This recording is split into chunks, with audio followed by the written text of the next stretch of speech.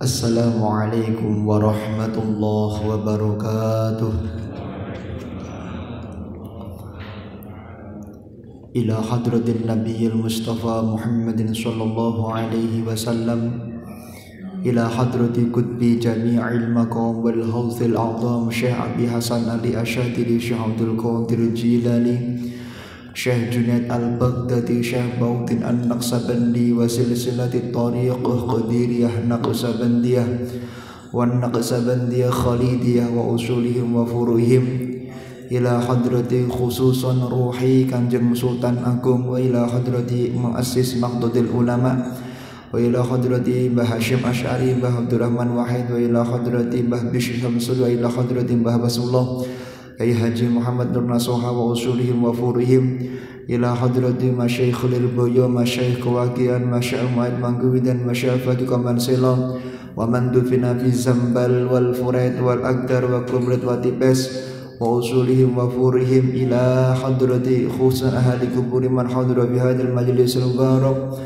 khususan Kyai Haji Muhammad Najib Abdul Qadir Munawwir, Kyai Haji Muhammad Aminuddin, Kyai Haji Muhammad Umar Fauzi, wa li jami'il mu'minina wal mu'minat wal muslimina wal muslimat. Al-Fatihah.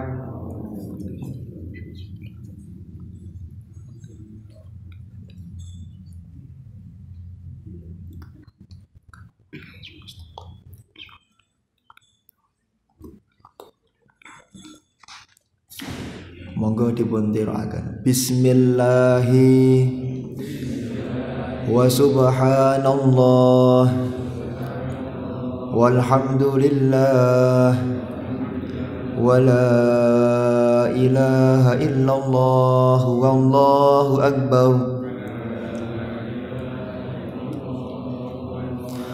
wa la hawla wa la quwwata illa billahil aliyyil azim. Adada kulli harfin kutiba wa yuktabu abadal abidina wa dahrad dahirin. Allahumma aftah lana hikmataka wanshur alaina rahmataka ya dal jalali wal ikram. Rabbi shrah li sadri wa yassir li amri wahlul 'uqdatam min lisani yafqahu qawli wahdi qalbi wasabbit lisani bihaqqi sayyidina Muhammad. Bismillahirrahmanirrahim. Qala al-muallifu rahimahullah wa nafa'ana bihi wa bi'ulumihi wa amitana bil asrarihi, amin amin ya rabbal alamin.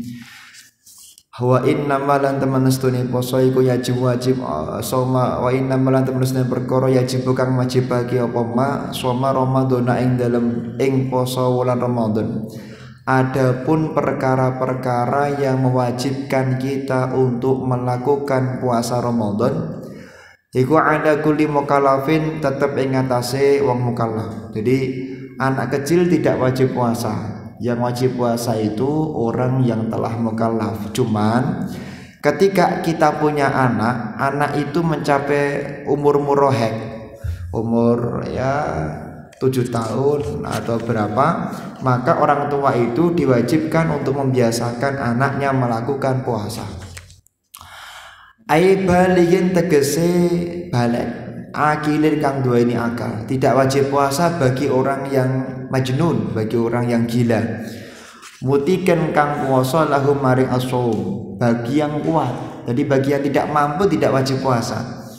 Maka misalnya ada haram yang la yurjabur la yastati as-shaum, ada orang tua ini memang sudah tidak mampu puasa, maka orang tersebut tidak diwajibkan untuk melakukan puasa selamanya dan diganti setiap hari dengan yaitu 1 mud sekitar 7 ons beras. Atau al-marid layur jabur, ada orang yang masih muda ya, tapi beliau itu punya penyakit. Lah penyakitnya tidak bisa disembuhkan menurut dokter, maka dia diperbolehkan tidak berpuasa dan diganti dengan membayar 7 ons beras tadi setiap harinya. Hissan wa syara'an fala yajibu, maka ora wajib apa poso ala sobiyin ing atase bocah cilik. Cah cilik mboten wajib poso. Wa bajnunin lan wong kang ula-ulu, wong kang edan, wala alaman lan wala lan ora wajib alaman ing atase wong layuti ku kang ora kuwasa sapa man hu ing poso. Likabirin krana tuwa au maradun utawa lara layur kang ora kena den karepake apa kul tentang Yaman menjadi buruhu. Nek harokat kula baruhu. Apa buruhu marine marit. Wa yalzamu lan tetep ing poso apa mudun sakmud likul yaumin dalam saben-saben dina. Wala lan ora wajib ala haidi ning atase wong kang haid wa nufasa alan wong kang nifas. Li annahuma krana temen setuhune haid lan nufasa iku layutika ni ora latutika ni ora kekuwasa saka haid lan nufasa syar'an ing dalem cara syara. Juga tidak wajib berpuasa, bahkan haram bagi orang yang haid dan nifas mereka, karena dianggap sebagai orang yang tidak istitoah di dalam syariat. Tidak boleh, haram bahkan. Jadi kalau ada seorang perempuan yang haid, nifas, kok puasa, hukumnya haram. Di dalam kitab Tuhfatul Muhtaj, Imam Ibnu Hajar Al-Haytami mengatakan wa wujubul qada alaihima innama huwa bi amrin jadid. Nah, untuk wanita yang dalam keadaan haid dan nifas tadi, ketika tidak puasa wajib mengqadha setelah Ramadan. Wajib mengqadha, tidak boleh ditunda-tunda. Kalau ditunda-tunda kok sampai bertemu dengan Ramadan berikutnya padahal tidak ada udzur, maka dia tetap wajib mengqadha plus membayar denda. Ya dendanya sama, dari dendanya 1 mud sama. Jadi tidak boleh ditunda-tunda. Tapi kalau menunda ada udzur mboten apa-apa. Setelah haid kemudian habis Ramadan Syawal langsung hamil enggak kuat puasa sampai ketemu Ramadan berikutnya. Karena dia hamil maka ada udzur, karena ada udzur maka mengqadhanya tahun depan tidak mendapatkan denda apa-apa. Jadi menunda qadha itu boleh asalkan ada udzur syar'i. Kalau udzurnya bukan syar'i, artinya tidak ada udzur, maka tidak boleh ditunda. Kalau ditunda maka ada denda setiap tahunnya. Wa fardhu ta fardune poso ay asomu tegese poso iku niatun niat fil qalbi dalam hati. Kemudian fardunya puasa itu apa? Yang pertama niat di dalam hati. Jadi niat itu di dalam hati. Kalau dilafatkan juga boleh, cuman melafatkan itu dalam rangka untuk memperkuat di dalam hatinya. Karena innama a'malu binniyat. Setiap perkara itu kuncinya ada di dalam niat. Setiap kita melakukan ibadah itu harus ada niat. Loh Pak, apa semua ibadah harus ada niat? Ya, memang ada yang tidak wajib ada niat. Apa? Misalnya hibah. Hibah itu udah ngasih tok, itu sudah cukup. Tapi kalau sholat, akikoh itu wajib ada niat. Ada yang bertanya, akikoh itu kalau orang tuanya Kristen, Katolik atau non-Islam lah ya, mengakikoi anak yang Islam itu mungkin atau tidak? Saya jawab tidak mungkin, karena akikoh ini salah satu ibadah yang wajib ada niat. La takunun niat, tidak ada niat kecuali harus dilakukan bagi orang muslim. Artinya niat itu kalau dilakukan oleh orang non-Islam tidak sah hukumnya dalam urusan. Tapi kalau puasa itu juga termasuk bagian yang wajib niat. Walau istaratu lan ora den syaratake apa talafudu nglafatake biya kelawan, tidak disyaratkan. Cuman nek jenengan melafatkan boleh. Di negara kita ada tradisi bagus, Pak. Setiap habis taraweh itu baca nawaitu shauma ghadin an adai fardhi syahri ramadhana hadhihi sanati fardholillahi ta'ala, atau ramadhani hadhihi sanati fardholillahi ta'ala. Boleh dibaca nawaitu shauma ghadin an adai fardhi syahri ramadhana hadhihi sanata fardholillahi ta'ala juga boleh. Ini boleh hadhihi sanati, boleh hadhihi sanata, boleh. Karena itu nanti tergantung menjadi mudhof ilaih atau menjadi yaitu dzaraf. Jadi boleh kedua-duanya dalam ilmu nahwu. Betul tadi gawe susah mon. Antara jadi mudhof ilaih, mudhof-mudhofnya mudhof ilaih atau menjadi dzaraf zaman. Mohon. Jadi kalau melafadzkan betul nopo-nopo asalkan tetap dalam hatinya niat. Balik yundabu dan sunatake. Bahkan menurut Imam Asy-Syafi'i melafadzkan niat dengan dikeraskan itu sunnah. Jadi melafadzkan niat dengan dikeraskan sunnah sebagaimana kasairil ibadah. Jenengan sebelum subuh usolli fardhu subhi itu sunnah melafadzkan karena mempermudah mulut kita, hati kita untuk niat. Wali uji ulan ora cukup anha saking niat apa atas sahur, maka tidak cukup orang niat itu dengan sahur. Dah, tadi kan saya sudah sahur, sudah dianggap niat. Menurut Imam Asy-Syafi'i tidak cukup. Niat itu ya harus dilafadzkan. Aku niat poso sesuk, harus diniatkan. Kalau dia hanya sahur saja, maka tidak cukup dianggap niat. Bismillahirrahmanirrahim. Wa in kusida lamun senajan den sejobi kelawan tasahur apa takawi kekuatan ala som ing atase poso. Walaupun ketika jenengan itu puasa, ketika jenengan itu sahur ada niat tujuannya untuk menambah kekuatan agar kuat puasa. Walalan ora cukup apa alimtina nyegah mintana wili muftirin saking perkara kang dadekake iftar. Jadi termasuk tidak cukup, pokoknya jenengan nggak usah niat, cukup menahan makan dan minum sejak terbitnya subuh fajar sampai terbenamnya matahari, nggak cukup, harus diniatkan. Khaufal fajri malam yakhtur. Di sini adalah masalah-masalah yang berhubungan dengan puasa. Kemudian kami akan menjawab beberapa pertanyaan yang berhubungan dengan puasa. Yang pertama misalnya di dalam kitab ini apa benar ketika bulan Ramadan itu setan itu dibelenggu oleh Allah sehingga setan itu tidak beroperasi ketika bulan Ramadan? Dikatakan di dalam kitab Sirajul Munir juz 1 halaman 125, an Ummi Salamah idza dakhala syahr Ramadhana futihat bit takhfif wasyadid abwabul jannah.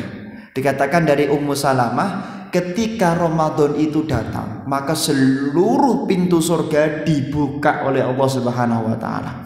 Qala al-Munawi, Imam Munawi mengatakan kinayatun an tawaturi hubuti waisir rahmah wa tawali su'udi ta'ati bila mane. Itu menunjukkan apa? Mudahnya kita mendapatkan rahmat. Allah itu ingin memberikan kepada kita kemudahan dalam beribadah.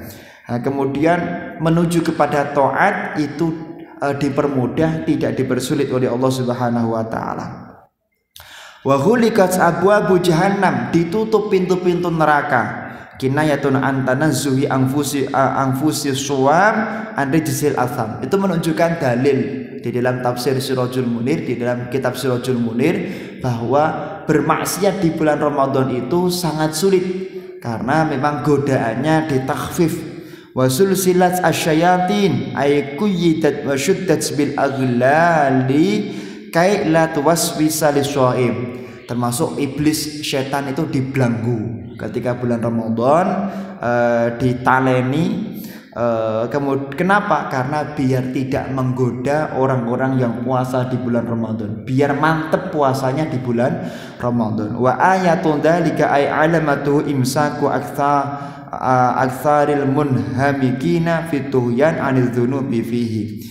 Nah, maka ketika kita masuk bulan Ramadan, hendaknya memang senantiasa menjaga diri, jangan sampai melakukan perbuatan yang dibenci oleh Allah Subhanahu wa Ta'ala. Jadi kalau ada orang di bulan Ramadan kok masih maksiat, maka itu benar-benar kebangetan, keterlaluan menurut Allah Subhanahu wa Ta'ala. Kemudian yang kedua, apabila ada orang di malam hari bulan Ramadan lupa niat, namun dia melakukan sahur, tadi telah kami sampaikan, apakah sahur itu sudah cukup dianggap untuk dianggap orang berpuasa? Tidak cukup.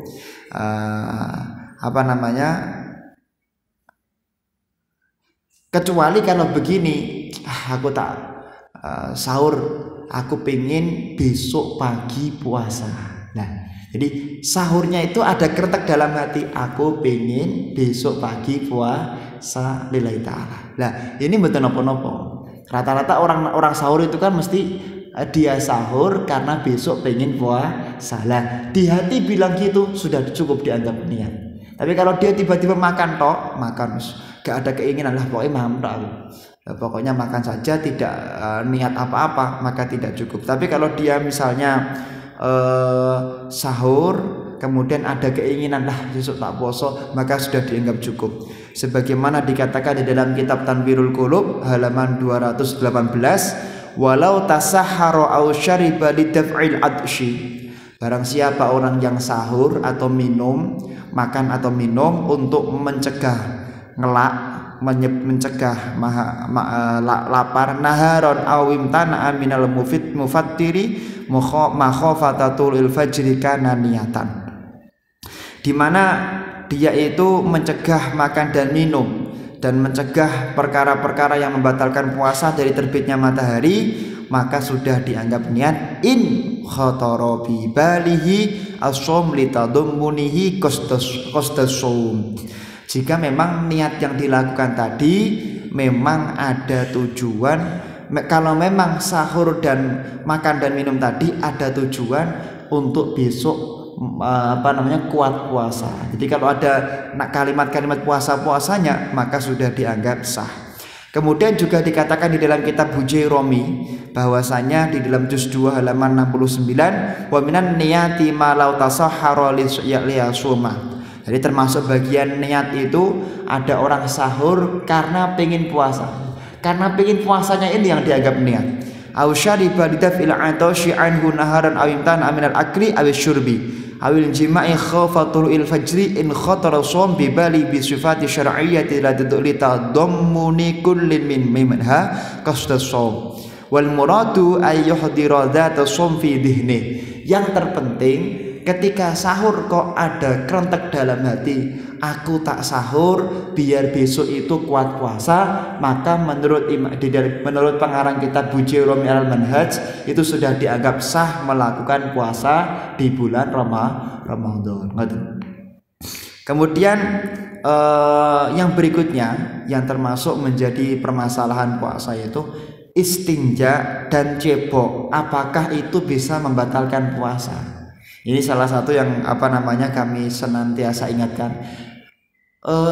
Terkadang orang itu nggak hati-hati ketika cebok, ketika istinja, tangannya atau jarinya dimasukkan. Lah ini bisa membatalkan puasa. Ketika jari itu dimasukkan pada bagian yang memang la yajibu alaihi lusu, tidak wajib dibasuh. Dan wajib dibasuh kan luarnya saja, maka paling aman kalau cebok itu begini tangannya, ini keluarnya saja. Jadi ya dalam tetap dibasuh, tapi jangan sampai dimasukkan secara infirad seperti ini. Itu akan membatalkan puasa. Sebagaimana dikatakan di dalam kitab Syarah Safinatun Najah, yang bahya al-ihtiras halat al-istinja li'annahu mata adkhala tarafa usbu'aihi duburaha aftara. Menurut pengarang kitab Syarah Safinatun Najah halaman 118, hendaknya orang yang buang air besar itu berhati-hati agar dia tidak memasukkan jari jemarinya secara personal ke dalam yaitu bagian yang tidak wajib dibasuh. Walau adna syai'in min ra'sil unmulah, walaupun cuma satu tok cuman salah satu jari saja, unmulah saja. Wa kadza la fa'ala fihi bihi ghairuhu dzalika bi idnih. Wa misluhu ma law adkhalatil unsa usbu'aha farjaha halata dzalika aftarat id la yajibu alaihi illa ghuslu ma dhahara. Jadi kita tahu kan, yang wajib dibasuh bagi perempuan misalnya atau laki-laki itu kan bagian zahir daripada farjinya, daripada dubur kita. Tapi kok dipaksa dimasukkan padahal bukan tidak wajib dibasuh, maka bisa membatalkan puasa seperti itu. Kemudian masalah berikutnya yang juga sering menjadi pertanyaan di masyarakat itu, bagaimana hukumnya mencicipi makanan? Jadi kalau puasa mencicipi makanan itu boleh apa tidak? Nah, dikatakan di dalam Nihayatul Zain oleh beliau Imam An-Nawawi halaman 195, wa makruhatu shaumi thalathata asyrata. Sebagian dari perkara yang makruh dalam puasa itu ada 13. Ila angqal, panjang gitu dalam kitab itu. Wal dzauqu ta'ami aw ghairihi khawfal wusuli ila halqihi. Sebagian hukumnya makruh, sebagian yang menjadikan makruh itu adalah merasakan yaitu rasanya makanan ketika dia dalam posisi takut sampainya makanan ke dalam yaitu tenggorokan. Au khaufa ta'atihi li ghalabati syahwat, atau ketika merasakan termasuk makruh itu melihat sesuatu yang bisa menimbulkan syahwat, itu makruh. Na'am law zaqata 'ama li gharadin islahi limuta'atihi lam yukrah lil hajah. Jadi, tapi menurut pendapat Imam An-Nawawi dalam kitab Nihayatul Zain, jika dia tujuannya untuk mengecek, memang tujuannya ngecek apakah sudah islah, apakah masakannya itu sudah pas atau belum, maka mencicipi makanan seperti itu menurut Imam Nawawi tidak dihukumi makruh, tapi lil hajah. Nyicipi ya 1 kali saja, jangan 2 kali, 3 kali. Wa in kana 'inda muftirun ghairuhu li'annahu qad la ya'rifu islahu mithla shaim kama afadahu syabrum milisi. Lah cuman kalau memang masih ada misalnya orang lain yang enggak puasa, ya orang lain itu yang nyicipi, jangan panjenengan yang puasa sebagaimana disampaikan di dalam oleh Imam Ali Syabrum Malisi. Kemudian di dalam kitab Bujairami dikatakan ini taja limadhi nahwi khubzin litiflin la yukrah menurut Imam Romli. Menurut Imam Romli dikatakan, jadi misalnya jenengan punya bayinya itu butuh dilembutkan makanannya, jenengan pamahki mboten napa-napa, dipamahki. Ya, jadi dikunyahkan, asalkan memang tidak boleh gholabah, tidak boleh sampai kelak, kira-kira begitu. Kalau sampai kelak tertelan maka puasanya batal, seperti itu. Nah, kemudian yang sering menjadi pertanyaan daripada penjelasan dari kitab Fathul Mu'in itu adalah ketika ada orang yang tidak mampu puasa tapi dia tetap melakukan puasa. Sebenarnya dia itu marid, sakit, dokter mengatakan jangan puasa, kamu tetap puasa, bagaimana? Maka bagi yang tidak mampu berpuasa, dia tetap boleh berpuasa. Aslinya secara zahir dia seorang sopir, tidak mampu dia kalau puasa, tapi dia tetap puasa, maka hukumnya boleh. Dan jika memaksakan diri untuk puasa akan tapi dapat mengakibatkan kerusakan nyawa atau badan, maka puasanya tetap dianggap sah puasanya, tapi hukumnya haram. Dokter sudah mengatakan kamu harus puasa, kamu tidak boleh puasa, kalau puasa nanti malah tambah ta'akhur syifa, sembuhnya lama atau tidak mungkin sembuh misalnya. Maka dia kalau sudah dibilangi begitu dokter kok tetap puasa, maka puasanya sah tapi tapi hukumnya haram. Sebagaimana dikatakan di dalam kitab I'anatul Talibin juz 2 halaman 236, wa yubahul fitru li khawfi halakin bis-shaumi ay ala nafsi au udhihi au manfaatihi. Maka diperbolehkan bagi orang yang memang harusnya tidak puasa, dia tetap puasa, tetap diperbolehkan. Akan tapi memang dikatakan wastamarra shaiman hatta mata kama yaqub minal muta'ammikina fid dini mata asyan. Kok ada orang jelas-jelas dia itu tidak mampu puasa, tetap puasa kok mati, tetap puasa kok mati, maka mata asyan, dia dianggap orang yang bermaksiat. Tidak boleh kita itu ya madio saja. Kalau memang tidak kuat puasa ya tidak usah puasa, tidak usah memaksakan puasa, secukupnya saja. Nah, secukupnya ini satu orang dan lain beda-beda. Ada orang yang dia itu kuat sehari makan cuma 1 puluk saja, 1 suap saja, ya silakan. Ada yang dia kuat 1 hari cuma 1 piring saja, ya silahkan. Memang orang beda-beda. Kita tidak bisa menyamakan kemampuan satu orang dengan yang lain seperti itu. Nah, makanya jangan mudah-mudah menyalahkan orang lain. Nah, kemudian kalau melakukan fidyah, kadang-kadang ada wanita dalam keadaan menyusui. Kemarin telah kami sampaikan, ketika ada orang tidak puasa karena menyusui atau hamil, maka dilihat. Kalau dia tidak puasa karena khawatir dirinya ibu atau dirinya plus bayinya, maka cukup qadha saja. Jadi cukup mengganti di hari yang lain. Tapi kalau dia takutnya hanya bayinya saja, maka dia wajib qadha plus fidyah. Lah pertanyaannya, fidyah 7 ons beras itu apakah harus nunggu nanti setelah selesai menyusui, selesai hamil, atau boleh ditakjil? Maka di dalam kitab ini dikatakan, bagi orang yang memang meninggalkan puasa karena sebab pikun misalnya selain fidyah, atau sedang hamil, atau orang yang sakit yang tidak bisa disembuhkan lagi, maka dia wajib fidyah. Lah mendahulukan fidyah sebelum masuk bulan Ramadan tidak boleh. Dan jika takjil dilakukan dalam bulan Ramadan maka diperbolehkan. Ngeten. Intinya kan belum tentu. Di sini pertanyaannya itu takjil itu mempercepat fidyah sebelum dia puasa Ramadan, sebelum masuk bulan Ramadan.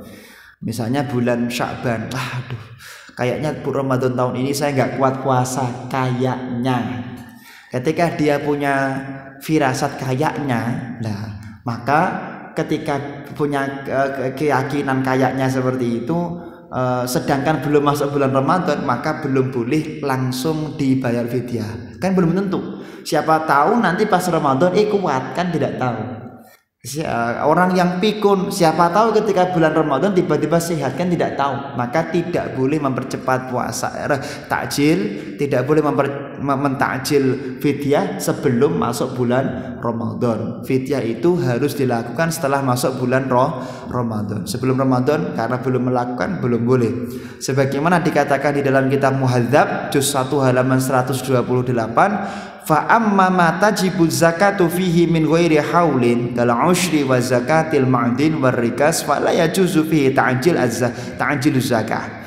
Ini pembahasannya termasuk pada bagian ini. Misalnya ada orang itu diwajibkan zakat itu tidak pakai haul, seperti 1/10 daripada orang yang bercocok tanam, atau zakatnya makdin warikas, barang tambang dan barang temuan, maka tidak boleh melakukan ta'jil zakat. Wa qala Abu Ali ibn Abi Hurairah yajuzu ta'jilul ushri, boleh mentakjil zakat yang 1/10 yang tanaman. Misalnya ada orang bercocok tanam, belum jelas ini, belum dipanen, tapi dia sudah yakin akan panen, kemudian diambil 1/10-nya atau 1/5-nya untuk zakat, maka diperbolehkan menurut Imam Abu Ali bin Abi Hurairah.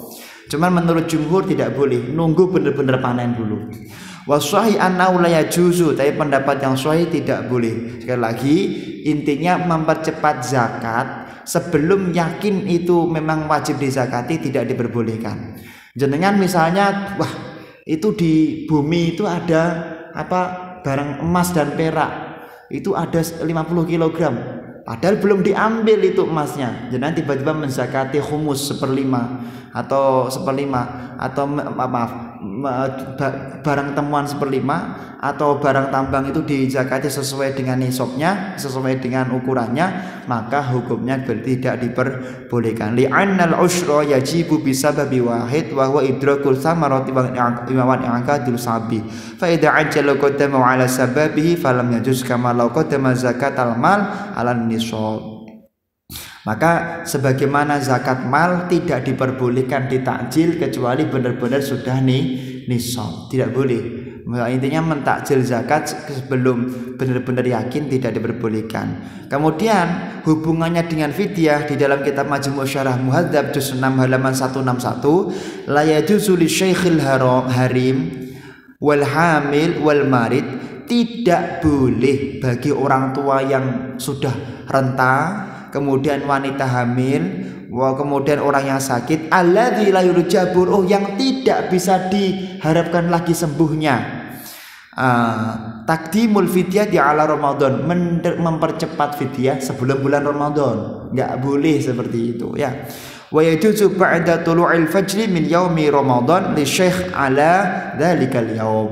Tapi ketika sudah tulu'il fajri, misalnya hari ini tanggal 1 Ramadan, tadi maghrib tadi subuh masuk tanggal 1 Ramadan. Nah, subuhnya tanggal 1 Ramadan itu bagi orang yang sudah tua renta boleh mengeluarkan yaitu fidyah, boleh, karena logikanya mestinya dia sudah yakin tidak puasa. Qala Azyad, menurut Imam Ali Azyadi, walil hamil taqdimul fidyah 'ala fitri wa la yuqaddamu illa fidyatu yaumin wahid walau arada ta'jila fidyati ta'khiri qada'i Ramadan ila Ramadan akhir fa fi syihatihi wajhan kata ta'jili kafaratil hinsi bi ma'siyatihi wa la yajuzu taqdimul udhiyati qabla yaumil 'id bila khilaf. Sebagaimana tidak boleh mempercepat penyembelihan hewan dan tidak ada khilaf. Kalau yang khilaf itu Pak, yang khilaf itu ta'jiluz zakah, zakatul fitri itu khilaf. Jadi mempercepat zakat fitrah sebelum Ramadan itu khilaf. Nanti akan kita sampaikan ketika waktunya. Jadi bolehkah melakukan zakat fitrah sebelum, ulama beda pendapat. Tapi kalau mempercepat penyembelihan hewan kurban sebelum tanggal 10 Zulhijjah atau mempercepat membayar fidyah denda sebelum bulan Ramadan tidak boleh. Bila khilafin, tidak ada khilaf di antara para ulama. Kemudian ketika ada seorang perempuan yang mustahadhah, perempuan yang istihadhah, kemudian ketika akan melakukan sholat, pada saat dia melakukan puasa, apakah wajib melakukan sumbatan atau tidak? Jadi saya ulangi lagi, wanita istihadhah itu wanita yang tidak haid, wanita yang keluar darah tapi di luar hari-harinya haid, tetap keluar darah tapi di luar hari-harinya haid, yaitu tanggal 15-16 itu terjadi mujawazah, terjadi keluarnya haid itu melebihi 15 hari, atau darah fasad. Nah, ketika dia sholat, maka aturan syariat dulu di babnya kita sudah melewati jauh sekitar 2 tahun yang lalu, itu kan setiap sholat itu dia wajib untuk nyumpel, untuk ngasih kutnun, ngasih kapas atau ngasih khirqah khafifah ya, ngasih kain yang tipis yang menjadikan sebab nanti ketika dia sholat tidak netes-netes. Nah pertanyaannya, kalau khirqah itu dimasukkan ke dalam farji itu kan bisa menjadikan sebab masuknya sesuatu pada bagian yang tidak diperbolehkan. Nah bagaimana, apakah tetap ditutupi seperti itu?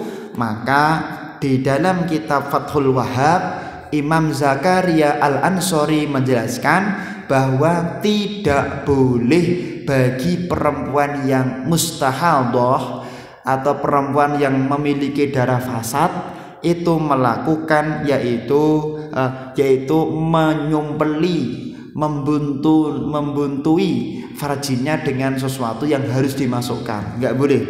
Di dalam Fathul Wahhab dikatakan bisyartihi ay juz 1 halaman 27, al-ashwi wal aswi ay bisyarti wujubiha bima bi ainih ta jajhuma walam tata'adza bihima walam takun fil hashwi shaimah.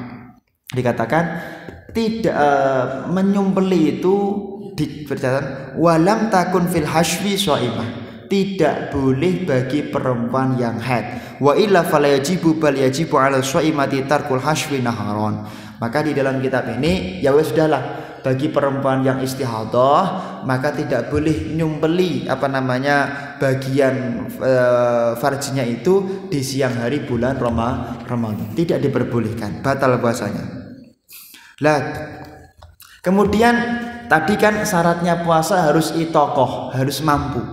Bagi seorang yang bekerja keras misalnya, bagi seorang petani yang luar biasa ini, bagi seorang hamal, tukang angkut-angkut, ya, bagi seorang yang sopir bis atau sopir yang memang dia itu pekerja berat, apakah dia tetap wajib puasa? Maka para ulama sepakat tidak ada khilaf, bagi para pekerja berat itu tetap diwajibkan melakukan puasa, wajib hukumnya, tidak ada khilaf. Nah, akan tapi apabila di siang hari bulan Ramadan terjadi masyakoh kabiroh, nggak mampu, lemes, waduh kalau saya nyopir dalam puasa begini nanti takutnya malah kecelakaan, maka dia diperbolehkan membatalkan puasa. Artinya apa, Pak? Artinya mulai subuh itu nggak boleh makan, dia tetap wajib puasa seperti orang normal. Masalah nanti dibatalkan urusan jenengan bertani tetap wajib puasa. Masalah nanti keplongor siang-siang karena matun, dangir, kerabau atau dan lain sebagainya, maka jenengan boleh tidak puasa. Sebagaimana di dalam kitab Bughyatul Mustarsyidin dikatakan, mas'alatun la yajuzul fitru linahwil hasadina wa jaddadin nakhli wal harrasi illa in ijtama asyurut wa hasiluha kama yu'lamu min kalamihim sittatun alla yumkina ta'khirul amal ila syawal. Jadi menurut kitab ini dikatakan kalau memang bekerjanya masih bisa ditunda, jenengan bekerjanya masih bisa ditunda. Misalnya sudah tanggal 25 nih, tanggal 25 Ramadan, wayah panen, Pak, panen. Dan kalau panen nanti tidak mampu puasa, sedangkan saat itu sebenarnya panennya masih bisa ditunda setelah bulan Ramadan, maka wajib ditunda setelah bulan Ramadan. Kecuali kalau memang tidak bisa ditunda, nyopir kan nggak bisa ditunda, nyopir. Kemudian misalnya angkot-angkot kan nggak bisa ditunda, maka jenengan wajib untuk tetap berpuasa. Masalah nanti keplongor boleh untuk membatalkan puasanya. Saya kira itu dulu pertemuan pada pagi hari ini. Ada sekitar 20 masalah tadi yang kami jawab dari pertanyaan-pertanyaan masyarakat. Jadi bagi bapak-bapak, ibu-ibu, dimanapun Anda berada yang mau bertanya silahkan, nanti bisa dikirim seperti yang lain masalah puasa, ditaruh di meja sini. Insya Allah dari kitab-kitab muktabar kita menjawabnya. Dan untuk masalah hukum vaksin insya Allah minggu depan kami sampaikan bagi dalam keadaan puasa. Semoga bulan Ramadan ini kita diberi husnul khotimah, diberi sukses dalam berpuasa, diberi sukses di dalam menjalankan ibadah kepada Allah Subhanahu wa taala. Ala hadhihi niyyah wa likulli niyatin shalihah wa ala mana wa salafuna shalih. Al-Fatihah.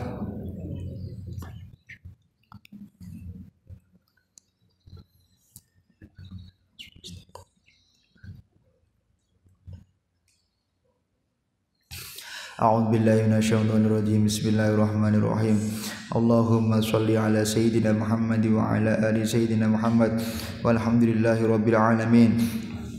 Allahumma ya man huwa fi 'uluwihi kainun, ya man huwa fi 'ilmihi muhitun, ya man huwa fi 'izzihi latifun, ya man huwa fi lutfihi syarifun, ya man huwa fi fi'alihi hamidun, ya man huwa fi dzatihi qadimun, ya man huwa fi majdihi munirun, ya man huwa fi 'ata'ihi katsirun. Allahumma akrimna minka binuril fahmi wa akhrijna min dhulumatil wahmi warzuqna fahman nabiyyin wa hifdzal mursalin wa ilhamal malaikatil muqarrabin birahmatika ya arhamar rahimin. Allahumma rzuqna ru'yata Muhammadin sallallahu alaihi wasallam ya qadatan aw manaman birahmatika ya arhamar rahimin. Allahumma shalli ala sayyidina Muhammadin salatan tuballighuna biha hajja 'inda baitikal haram wa ziyarata habibika ala sallallahu bilutfin wa afiyatin wa salamatin wa istiqamatin abulil maram. Rabbana hab lana min azwajina wa dzurriyyatina qurrata a'yun waj'alna lil muttaqina imama. Rabbana atina fid dunya hasanah wa fil akhirati hasanatan wa qina adzabannar. Wa sallallahu ala sayyidina Muhammadin nabiyil ummi wa ala alihi wa sahbihi wa baraka wa sallam. Subhana rabbika rabbil izzati amma yasifun wa salamun alal mursalin walhamdulillahi rabbil alamin. Al-Fatihah.